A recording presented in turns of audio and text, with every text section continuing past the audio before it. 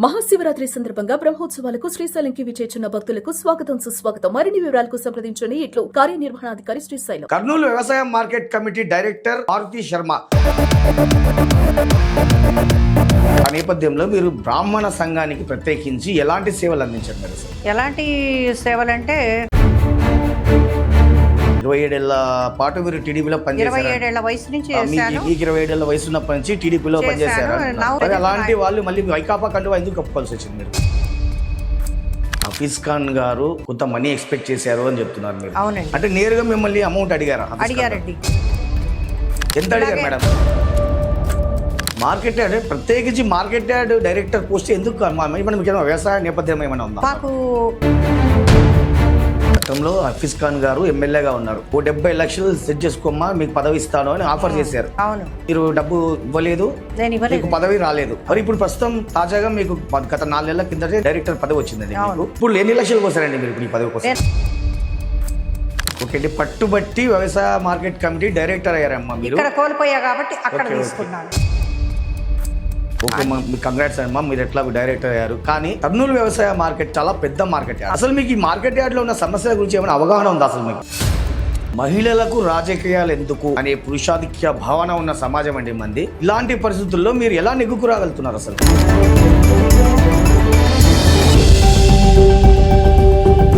నమస్తే, welcome to Suman TV. నేను మీ నందకిషోర్. ఆమె ఓ బహుముఖ ప్రజ్ఞాశాలి, కుల సంఘ నాయకురాలిగా, హ్యూమన్ రైట్స్ కర్నూలు జిల్లా చైర్పర్సన్ గా పనిచేస్తున్న ఘన చరిత్ర తన సొంతం. ఆమె మరెవరో కాదు, కర్నూలు వ్యవసాయ market committee director Maruthi Sharma. ప్రస్తుతం ఆమె మన కర్నూలు సుమన్ టీవీ స్టూడియోలో ఉన్నారు. తనతో మాట్లాడే ప్రయత్నం చేద్దాం. నమస్తే అమ్మా మారుతి శర్మ గారు. నమస్తే అండి. మేడం, మీ ఆహార్యం చూసినప్పటికీ, మీ మాట తీరు చూసినప్పటికీ కూడా మీరు రాయలసీమ ప్రాంతానికి చెందేవారు కాదు అనిపిస్తుంది. ఇదైతే కరెక్ట్ సార్. మేము గుంటూరు వాస్తవ్యులము. ఓకే అండి. మా హస్బెండ్ ఏవిఎస్ శర్మ గారు ఇక్కడ ఐటీసీలో జాబ్ రీత్యా మేము ఇక్కడికి వచ్చి 30 సంవత్సరాలు అయింది స్థిరపడి. నాకు 3 సంతానము, 2 అమ్మాయిలు, 1 బాబు.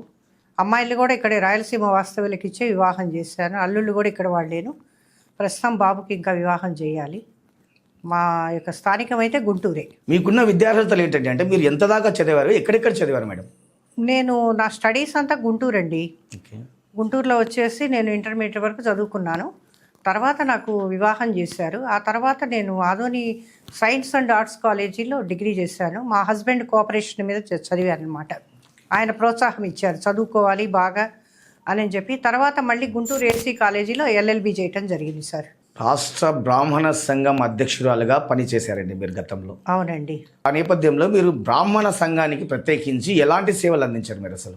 ఎలాంటి సేవలంటే, అసలు ఒకప్పుడు బ్రాహ్మణ మహిళలంతా వంట ఇంటికే పరిమితమై ఉన్నారు. అలాంటి పరిస్థితుల్లో బ్రాహ్మణ మహిళలందరూ కూడా రావాలి అని వాళ్ళందరికీ చేయూతిచ్చి బయటికి తీసుకొచ్చి సంఘాలలోకి మనం అందరం కలిసి పాల్గొనాలా, మనకేదన్నా ఇబ్బంది వస్తే కూడాను మనమే మహిళలు సర్వవులు అయ్యేటట్టుగా ఉండాలి అని చెప్పి ప్రోత్సాహం ఇచ్చుకుంటూ ఒకరికొకరు జిల్లాల వైడ్గా అందరం బయటకు వచ్చి ప్రోత్సాహం చేసుకొని ఉండటం జరిగింది సార్. ఓకే అండి, కుల సంఘానికే పరిమితమైన మీరు అనూహ్యంగా పబ్లిక్ పాలిటిక్స్లోకి వచ్చారండి. అంటే కుల సంఘాలకి పరిమితం కాదండి. నేను నా 27 సంవత్సరాల వయసు నుంచి నేను టీడీపీ పార్టీలో పనిచేశాను. ఎమ్మిగనూరులో మన కీర్తిశేషులు బివి మోహన్ రెడ్డి గారు, గనులు భూగర్భ గనులు శాఖ మార్చులు, వారు ఉన్నప్పటి నుంచి కూడా మా హస్బెండ్ తుంగభద్ర ఐటీసీలో పనిచేస్తున్నప్పటి నుంచి నేను అప్పుడు టీడీపీలో ఉన్నానన్నమాట. ఎమ్మిగనూరు వారి ఆధ్వర్యంలో పనిచేశాను. తదుపరి నేను మళ్ళీ ఒక 10 years బ్యాక్ వైసీపీలోకి వచ్చా. హఫీజ్ ఖాన్ గారు గెలుపు కృషి చేశాను. హఫీజ్ ఖాన్ గారి దగ్గర నేను ఒక మార్కెట్ యార్డ్ డైరెక్టర్ పోస్ట్ అడిగాను. దానికి వారు సుముఖంగా లేక కొంత మనీ ఎక్స్పెక్టేషన్ ఉన్నప్పుడు నాకు అది, ఇప్పుడు ఒక కార్యకర్త అనేవాడు రాజకీయంగా ఒక నాయకుడి గెలుపు కోసం ఎందుకు కష్టపడతారు, వాళ్ళ వల్ల వాళ్ళ చాటుని మనకు కూడా మంచి పేరు రావాలా, మనం కూడా ఆ హోదాని అనుభవించాలా, దాన్ని ప్రజలకు సేవ చేయాలనే నెపంతోనే మనం వస్తాం. కాబట్టి దాన్ని అక్కడ నాకు జరగలేదు. కాబట్టి స్పాట్ వైసీపీ గెలిచినటువంటి ఒక 6 నెలలకే 4 నెలలకో నేను భరత్ గారి దగ్గరికి రావడం జరిగింది. వారు నన్ను ఆహ్వానించడం జరిగింది. ఓడిపోయిన కండువా కప్పుకుంది. టీడీపీ పార్టీ ఓడిపోతే 2019లో అందరూ హేళన చేశారు. మా కుల సంఘాల వాళ్ళు కూడా హేళన చేశారు. అయినా కూడాను నేను లేదు, ఖచ్చితంగా మనం గెలుపు వస్తుంది, భరత్ గారు గెలుస్తారు 2024 ఎలక్షన్కి. అప్పుడు సార్ ద్వారా నేను ఇక్కడ ఏదైతే కోల్పోయానో పదవి, అదే market yard director post Bharat గారి ద్వారా కావాలని చెప్పి కోరాను. నేను కోరుకున్నట్టుగానే సార్ కూడా నాకు ఇవ్వటం జరిగింది. మినిస్టర్ గారు వారికి సదా ఇప్పుడు కూడా నేను ధన్యవాదాలు తెలుపుతున్నాను మన స్టూడియో నుంచి కూడాను. నేను ఇంతకన్నా కూడా పెద్ద పదవే నేను అడిగితే సార్ ఇచ్చేవాళ్లే నాకు. కానీ నాకున్న జయం అంతా మార్కెట్ యార్డ్ డైరెక్టర్ చెయ్యాలి. నేను అక్కడ హఫీజ్ గారు నన్ను విస్మరించింది, నేను ఇక్కడ ఈయన దగ్గర పొందగలిగాను. నన్ను భరత్ గారు ఆ పదవే ఇచ్చి గౌరవంగా నిలబెట్టారు అని చెప్పి దానికోసమే నేను ఎంపర్లాడాను. So credit goes to TG Bharath గారు. ఓకే అండి, 27 ఏళ్ల పాటు మీరు టీడీపీలో పనిచేశారు. 27 ఏళ్ల వయసు నుంచి చేశాను. మీకు 27 ఏళ్ల వయసు ఉన్నప్పటి నుంచి టీడీపీలో పనిచేశారు. అలాంటి వాళ్ళు మళ్ళీ వైకాపా కండువా ఎందుకు కప్పుకోవాల్సి వచ్చింది మీరు? అంటే ఎందుకు కప్పుకోవాల్సి వచ్చిందంటే సార్, నేను ఇక్కడికి వచ్చినప్పుడు 10 ఏళ్ల క్రితము 15 ఏళ్ల క్రితం నేను కర్నూలు వచ్చాను. ఎక్కడ అన్ని ఊళ్ళు మా హస్బెండ్ ట్రాన్స్ఫర్స్ అవుతూ వచ్చినప్పుడు కొత్తగా మేము ఉన్నటువంటి ఏరియాలో హఫీజ్ ఖాన్ మాత్రమే ఉన్నారు. ఆయన అట్లా మాకు పరిచయం అయ్యేటప్పటికీ భరత్ గారు మాకు అంతగా పరిచయస్తులు కారు, వీళ్ళంటే తెలియదు కూడా అన్నమాట. ఒక నాయకుడిగా ఆయన్ని గుర్తించా కానీ పార్టీ పరంగానే ఆ రోజు గుర్తించలేదు. ఒక మంచి మనుషులే, ఈయన కూడా మనకు సేవ చేయడానికి అంత అవకాశం ఉంటుంది అని అనుకున్నాం. కానీ ఆయన ఎమ్మెల్యే అయిన తర్వాత మాత్రము ఆయన రూపురేఖలు, మైండ్ సెట్ అంతా మారిపోయిందనమాట. సో అది నాకు నచ్చలేదు. ఒక మనిషిని, నాయకుడు మంచివాడు అనే ఉద్దేశంతోనే పార్టీకి వచ్చా కానీ టీడీపీలో ఉన్నదాన్ని ఇక్కడికి రావాలనే ఉద్దేశం అయితే కాదు. నాకు తెలియదు కూడా టీడీపీ పార్టీలో ఎవరున్నారు ఎవరు లేరు అనేది కూడా ఐడియా లేదు నాకు.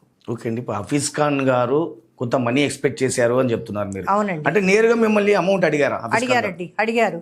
ఎంత అడిగారు మేడం? నేను బ్రాహ్మణ రాష్ట్ర మహిళా అధ్యక్షురాలిగా ఒక నియామక పత్రం తీసుకొని, నాకు తెలిసిన ఏకైక వ్యక్తి ఆయనే కాబట్టి వారి దగ్గరికి వెళ్ళి, సార్ నాకు ఇట్లా రాష్ట్ర మహిళా అధ్యక్షురాలుగా వచ్చింది, తమరిని గెలిపించుకున్న తర్వాత మాకు ఈ అవకాశం వచ్చింది సార్ అని చెప్పి సంతోషంగా వారి దగ్గరికి వెళ్తే, టీ తాగమ్మా అని టీ ఇచ్చిన తర్వాత, నేను మార్కెట్ యార్డ్ డైరెక్టర్ అడుగుతున్నాను సార్, నాకు అది కోరికగా ఉందంటే, లక్షలు పోయాలమ్మా, ఒక 70 లక్షల దగ్గర పెట్టుకో అని అన్నారు. 70 లక్షలు నేను మీకు ఇచ్చే కాడికి ఇవన్నీ నాకెందుకండి పదవులు, నేనేదో సేవ చేద్దామని ముందుకు వస్తే ఇది కమర్షియల్గా ఉందని నాకు నచ్చలేదని ఆయన ఇచ్చిన టీ కప్పు కింద పెట్టేసి ఉక్రోషంగా బయటకు వచ్చేసి 3 రోజుల్లో చంద్రబాబు గారిని కలవటం, అధిష్టానం నుంచి ఇక్కడికి రావటం, భరత్ గారిని మీట్ అవ్వటం, భరత్ గారికి మాకు అవకాశం ఇవ్వటం, ఇలా జరిగిందండి. ఓకే అండి, వైసీపీ అధికారంలో వచ్చిన 6 నెలలకు మీరు పార్టీని వీడారని అంటున్నారు. అవును. భరత్ క్యాంప్కి వెళ్ళారు మీరు?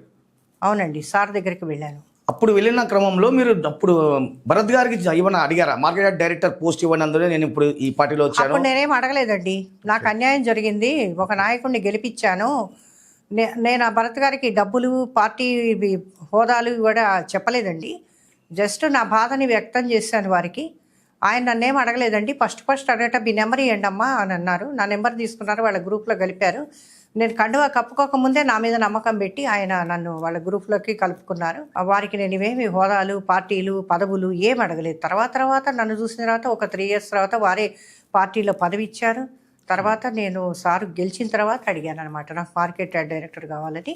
ఆ తర్వాత నేను స్టేజీ మీద ప్రమాణ స్వీకారం చేసిన తర్వాత కూడా నేను ఎందుకు ఈ పోస్ట్ అడిగాను అనేది సభాపరంగా వ్యక్తం చేశాను. 10 మందిలో మైక్ తీసుకొని సార్కి అవకాశం అడిగితే మాట్లాడమ్మా అని అన్నారు.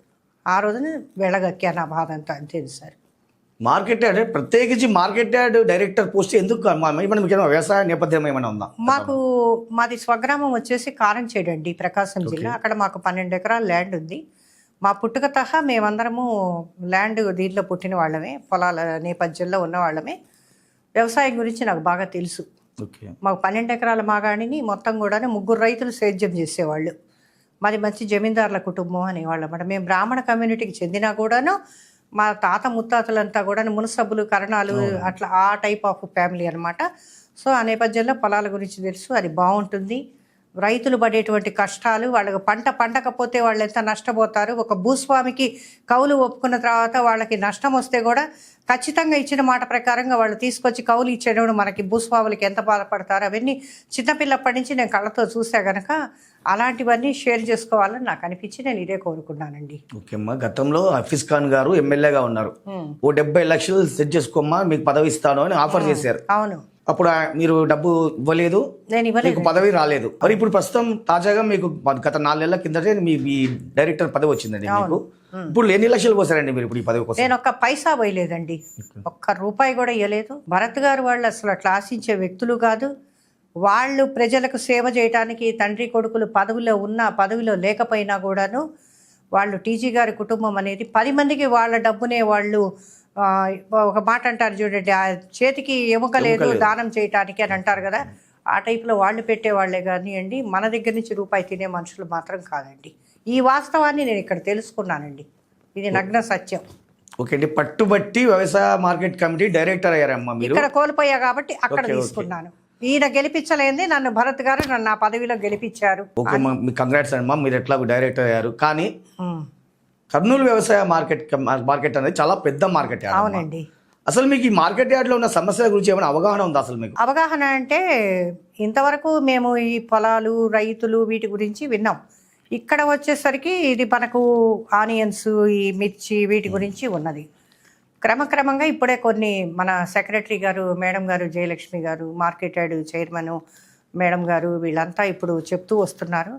సో వారి నేపథ్యంలో వారు చెప్పినటువంటి సమస్యని వారి ద్వారా చూసుకుంటూ మేము కూడా అవగాహన చేసుకుంటూ, తద్వారా మా వల్ల ఏమన్నా అవసరము, ఉపయోగము, సహాయము ఉన్నదంటే సెక్రటరీ గారు, మా చైర్మన్ మేడం గారిది వాళ్ళ చొరవతో మేము కూడా చేస్తూ ఉన్నాం అనమాట.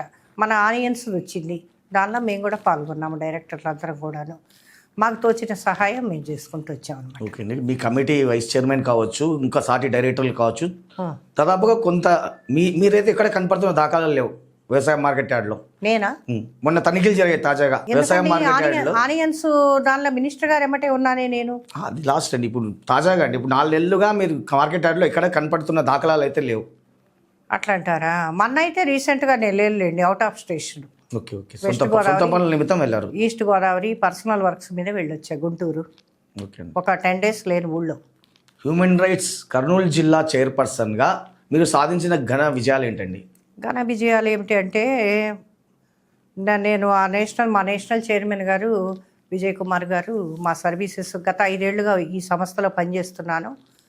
వారు కూడా మా సేవల్ని గుర్తించడం జరిగింది. ఈ రోజున కర్నూలులో ఎవరన్నా ఒక మహిళకి భర్త ద్వారా కానీ, లేకపోతే అనదర్ పర్సన్ ద్వారా కానీ ఏదైనా ఇబ్బంది వచ్చింది, మేడం, అక్క, ఆంటీ ఇలా వచ్చింది మాకని ఎవరు వచ్చినా సరే వాళ్ళందరికీ కూడా నా సమస్యని సాల్వేషన్ చేయటం, లేకపోతే కనుక తదుపరి డిపార్ట్మెంట్ ద్వారా, చట్టం ద్వారా నేను యాక్షన్ తీసుకోవటం, ఆ సిఏ గారిని వాళ్ళని కలిసి వాళ్ళ కేసు ఫైల్ చేయించటము, న్యాయం జరిగే వరకు పోరాటం జరుగుతుంది.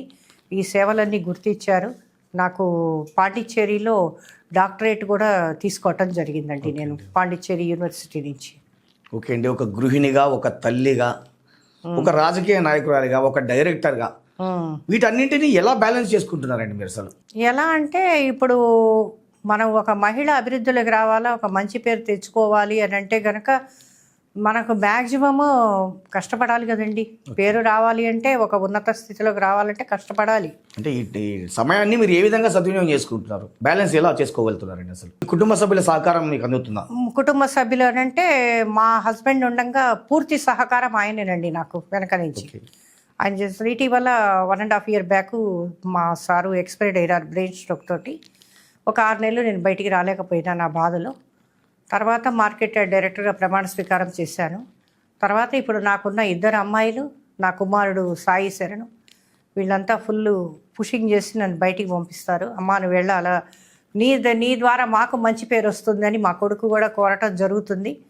అబ్బాయి కూడా మంచి ఇదండి, అన్ని విధాల సహకారంగా ఉంటాడు.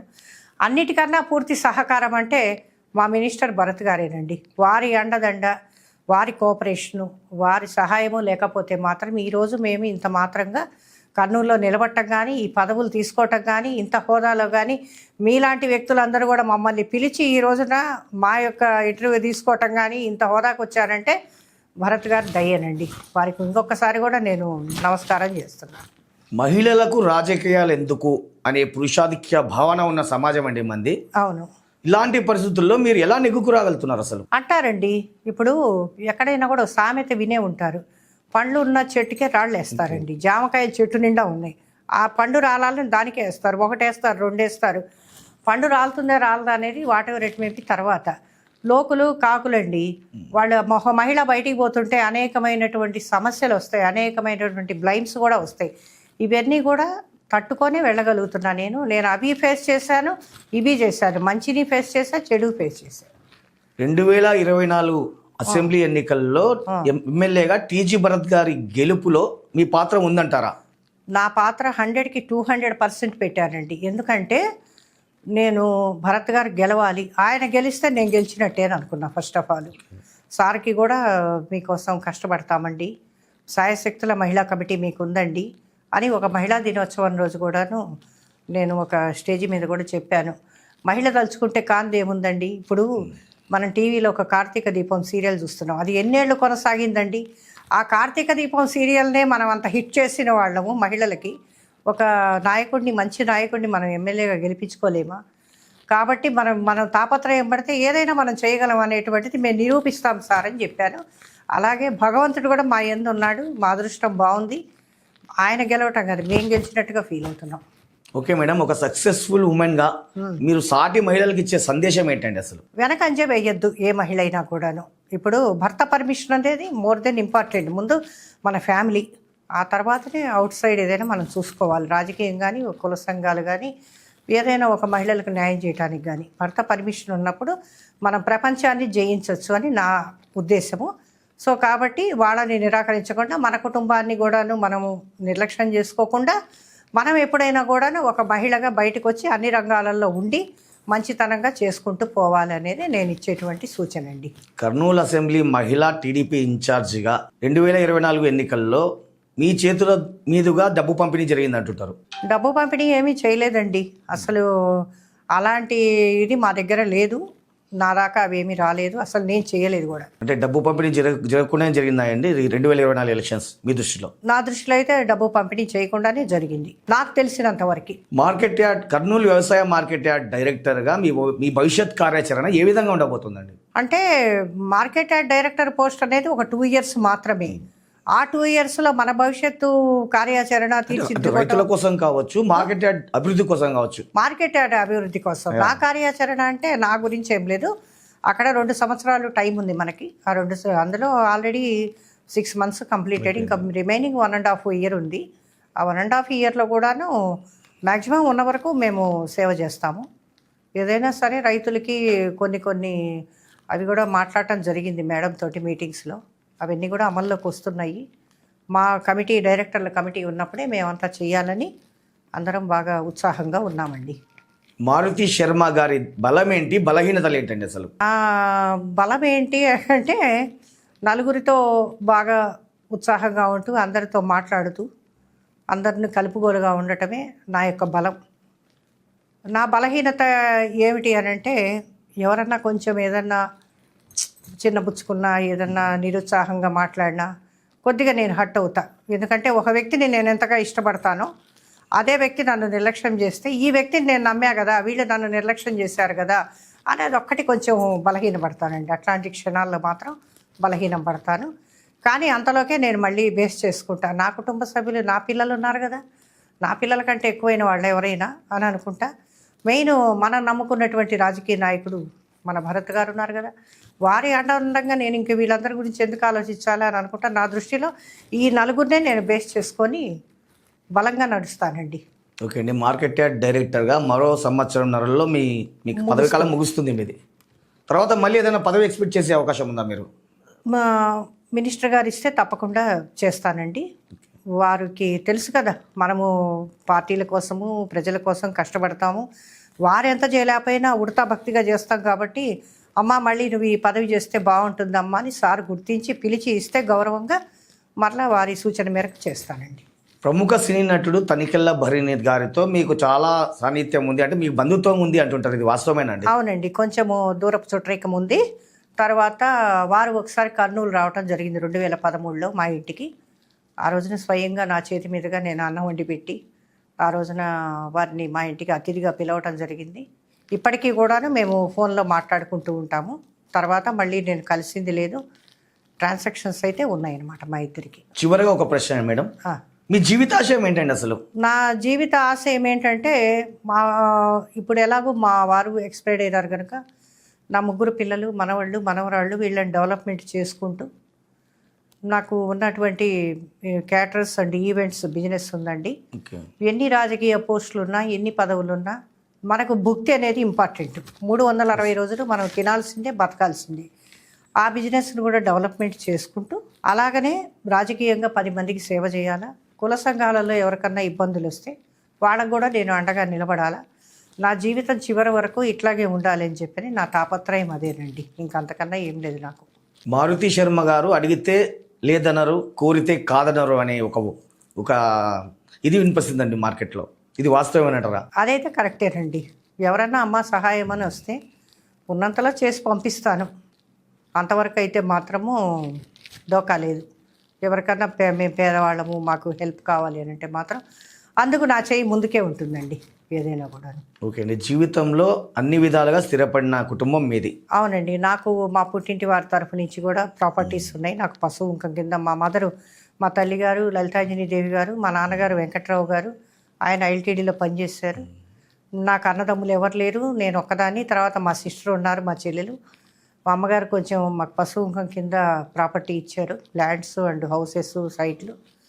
సో మనకు భగవంతుడు ఇచ్చిన కాడికి, నా తల్లిదండ్రులు ఇచ్చిన కాడికి, తర్వాత మేము సంపాదించుకున్న కాడికి కొద్దిగా ఉంది కాబట్టి ఇక అంతవరకు పర్వాలేదు. ఇంకా దానికి మించి ఎక్కువ రావాలని కోరుకోను, పోవాలని కోరుకోను. వస్తే లక్ష్మీదేవి అనుగ్రహం ఉంటే ఓకే. ఓకే అండి. మీకు వ్యాపారాలు ఉన్నాయని చెప్పారు.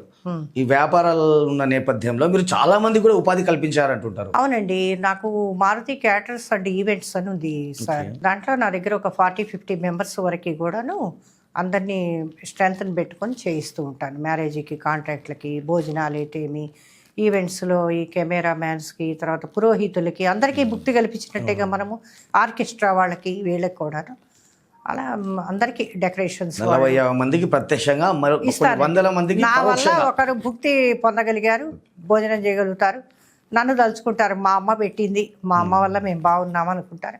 ఆ ఒక్క మాటనే నాకు కొండెక్కినంత సంబరం అండి. 10 మంది అనుకుంటేనే కదా మనకి. చివరిగా మీరేమైనా మంత్రి గారి గురించి ఏమైనా చెప్పదలుచుకున్నారా? టీజీ భరత్ గారి గురించి? టీజీ భరత్ గారి గురించి అంటే వారు ఎప్పటికీ కూడాను రాజే, మహారాజే. ఆయన మహాదాత కూడా అసలు ఎంతోమందికి. వారికి పదవులైతే శాశ్వతం కాదు, తండ్రి కొడుకులకి మాత్రం పదవులు శాశ్వతం కాదు. వారు హోదాలో ఉన్నా, హోదాలో లేకపోయినా, వారు మినిస్టర్లైనా కాకపోయినా కూడా ఎప్పుడు కర్నూలులో మాత్రము ప్రజలకు సేవ చేసుకుంటూ వస్తున్నారు. ఆ సేవ వల్లనే ప్రజలు గుర్తించి ఈరోజు మా భరత్ గారిని మినిస్టర్గా కూడా చేసుకోవడం జరిగింది. సారు వచ్చిన తర్వాత కూడాను ఈ గవర్నమెంట్లో మంచి అభివృద్ధి కూడా కర్నూలు జిల్లాలో కూడా జరుగుతూ ఉంది. రాష్ట్ర వ్యాప్తంగా కూడా సారు మంచి మంచి కంపెనీలు తీసుకొచ్చి అన్ని ఫ్యాక్టరీలు పెట్టి అందరికీ ఉపాధి ఇవ్వటానికి కూడా సారు అంత ప్రయత్నాలు చేస్తున్నారు. ఆల్మోస్ట్ ఆల్ జరుగుతోంది. కానీ ఈసారి మళ్ళీ రావాలా భరత్ గారు, మళ్ళీ మంత్రిగా చూడాలి. ఇట్లా కొన్నేళ్ల పాటు మేము అందరం ఆయన్ని, ఆ నాయకుడిని నిలబెట్టుకోవాలా. ప్రజలందరికీ మంచి జరగాల. కర్నూలు ప్రజలందరికీ కూడా ఈయన ఉంటే బాగుంటుంది, న్యాయం జరుగుతుంది అనేది నా యొక్క ఉద్దేశము. ఎప్పటికీ కూడా 10 మందికి సేవ చేసేటువంటి దాత ముందుండాలని భగవంతుడి దయ వల్ల వారి కుటుంబానికి కూడా మంచి ఆశీస్సులు ఉండాలని నేను కోరుకుంటున్నాను సార్. కర్నూలు నియోజకవర్గం బాగుపడాలి అంటే మంత్రి టీజీ భరత్ ఉండాలి అంటారు అంతే. అలాంటి మనుషులే కదండి ఉండాల్సింది. ఇప్పుడు అలాంటి గొప్పవాళ్ళు ఉంటేనే ఒక డబ్బు కోసం ఎదురు చూడకుండా ప్రజలకు సేవ చేసే మనస్తత్వం ఉండాలి. ఇప్పుడు అందరికీ డబ్బు ఉంటుంది, అందరికీ చేయాలనే మనసు ఉండదుగా. ఇప్పుడు నా దగ్గర ఒక ₹1,00,000 ఉన్నాయి, నాకు ఇవ్వాలని మీకు అనిపించాలి. నాకు అనిపించకుండా నా దగ్గర 1,00,000 ఉన్నా కూడా ప్రయోజనం ఏముంది? మీకు ఆపదలో ఆదుకునే బుద్ధి ఉండాలి. కాబట్టి అలాంటి బుద్ధి కలిగిన నాయకుడే మనకు ఎగైన్ ఒక ఎమ్మెల్యే హోదా, మినిస్టర్ హోదా రావాలని అడుగుతున్నామని చెప్తున్నాను. ఓకే అండి. మరి కొద్ది నెలల్లో మున్సిపల్ ఎన్నికలు రాబోతున్నాయండి. ఈ నేపథ్యంలో స్థానిక సంస్థల ఎన్నికలు రాబోతున్న నేపథ్యంలో ఈ కూటమి ప్రభుత్వం ఆధ్వర్యంలో మీ పార్టీ అభ్యర్థులు అన్ని స్థానాల్లో పోటీకి సిద్ధపడ్డారా? అవును, సిద్ధం అవుతున్నారు. ప్రతి ఒక్క వార్డులో కూడాను ప్రతి ఒక్క కార్పొరేటర్లు నిలబడతారు మా కూటమి ప్రభుత్వం నుంచి. దీనికి కూడా నేను అసెంబ్లీ కమిటీ మహిళా అధ్యక్షురాలిగా మేము 18 మంది ఉన్నాం మొత్తం కమిటీలో. ప్రతి వార్డులో కూడా తిరిగి మా కమ్యూనిటీలో కానీ అదర్ కమ్యూనిటీస్లో కానీ వాళ్ళందరినీ కూడాను ప్రోత్సాహం చేసి మళ్ళీ తిరిగి ఆ కార్పొరేటర్కే ఓటు వేసి కూటమి ప్రభుత్వాన్ని గెలిపించమని మళ్ళీ కూడా ప్రజల వద్దకు వెళ్ళి కోరుకొని పార్టీని కూడా మళ్ళీ గెలిపించడానికి సిద్ధంగా ఉన్నాము. ప్రతి వార్డులో కూడా మా కూటమి కార్పొరేటరే గెలవాలని కూడా మేము సదా పాటుపడతాము. ఓకే మేడం, చాలా చక్కటి విషయాలు చెప్పారు. Thank you very much. నమస్తే అండి, ధన్యవాదాలు. ఓకే, మరో గెస్ట్తో మరో వీడియోలో మళ్ళీ కలుద్దాం. Till then good by.